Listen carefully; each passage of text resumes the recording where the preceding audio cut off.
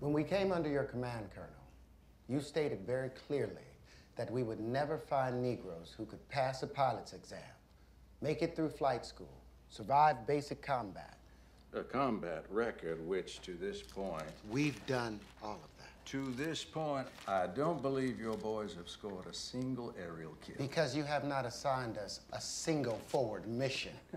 It's damn hard to shoot down the enemy 100 miles behind the front lines. We're given hand-me-down planes, ordered to attack targets that have already been bypassed, fly patrols where the enemy hasn't been seen for months. Now, we've done every low-down, dirty job you've handed us, hoping that we would just limp along and go away. We will not go away. We have a right to fight for our country, the same as every other American. So you shut us down, or you let us fly. All right, so I'm here with David Oyelowo. O on both sides of yellow, Oyelowo. Oyelowo. Oh, yeah. And Mr. Terrence Howard. And you That's guys... an H on one side of it. Howard, yeah, I had the problems with it for a second. But you two guys did a magnificent job in this movie and played some strong characters. I've just talked to Dr. Roscoe Brown, and he talked about some of the stuff that was in the movie that he participated in. How big was this film to be a part of something that's like living history that should be, that's not forgotten, but just hasn't been illustrated yet, that people haven't like held up this story? Like, how big was it to be part of this necessary story? Well, you say it's not been forgotten, but largely it's unknown. I mean, a lot of people don't even know about it. Exactly. And you know, at least I had the excuse that I was British, but I would speak to a lot of people, African American or white, or and everything in between, and people didn't know about the Tuskegee Airmen, and and specifically about them because what they did turned the tide of the war. Guiding these bombers in was a crossroads. Because it happened just before the Messerschmitt fighters came in, and those jets would have definitely changed the war. So that's something that everyone needs to know, and I'm so glad that we haven't chosen to tell this story in a small way, but in a big way, because that's the canvas it deserves. The American pilots flying escort now go for every kill they can score. That's how they were trained. That's how they fight. Here's how we change up the strategy. Lights up. At all costs, under every circumstance, you protect the heavies. Colonel, we signed up to shoot Germans, not babysit planes. You signed up to follow orders. One bomber, that's 10 men. You getting one Jerry so you can put a cross on your plane. That doesn't balance that. We count our victories by the bombers we get to their targets, by the husbands we return to their wives, by the fathers we get back to their children.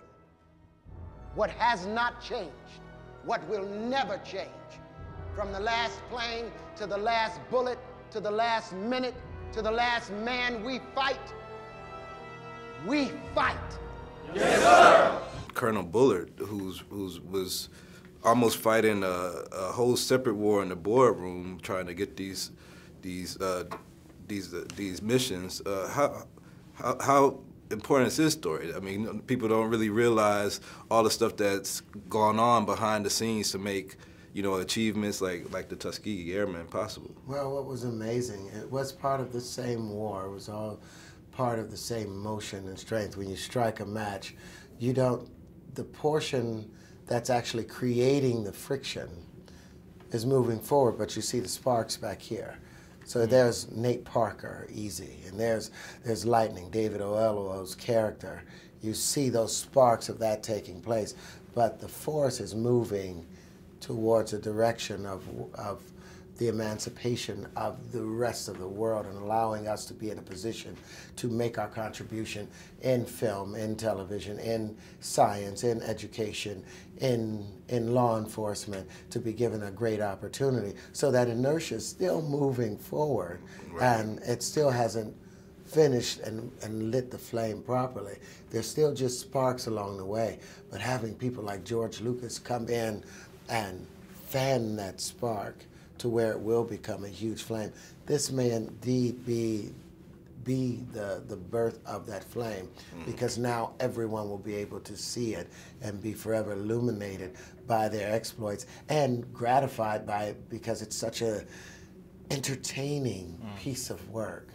It's nice to have a nice fire that we can read by, that we can tell stories by, that we can dream by and believe by, and that's what these exploits do. Right, but I know that there's still other stories to be told. I mean, with the Red Tails, Buffalo Soldiers, everybody that's participated. Do you think like the success of this film will help, you know, filmmakers like decide to tell what's not only African American history but American and world history stories, inclusive of all of us? To have any story be told, making a movie is hard. Right. It's really hard to go from having the idea to writing the script to, you know, getting the money to all that. It's really, so it has to be something that is burning inside you, and that is exemplified by George Lucas and the fact that it's taken over 20 years for us to get to this point.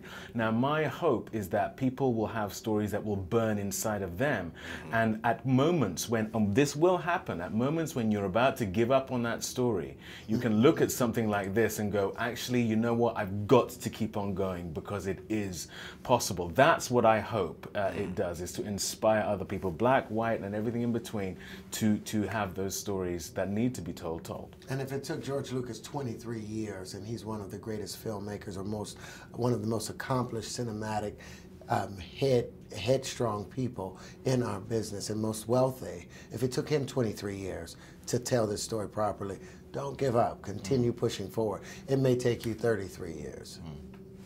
Well, thank you guys. I appreciate you. Thank you very much.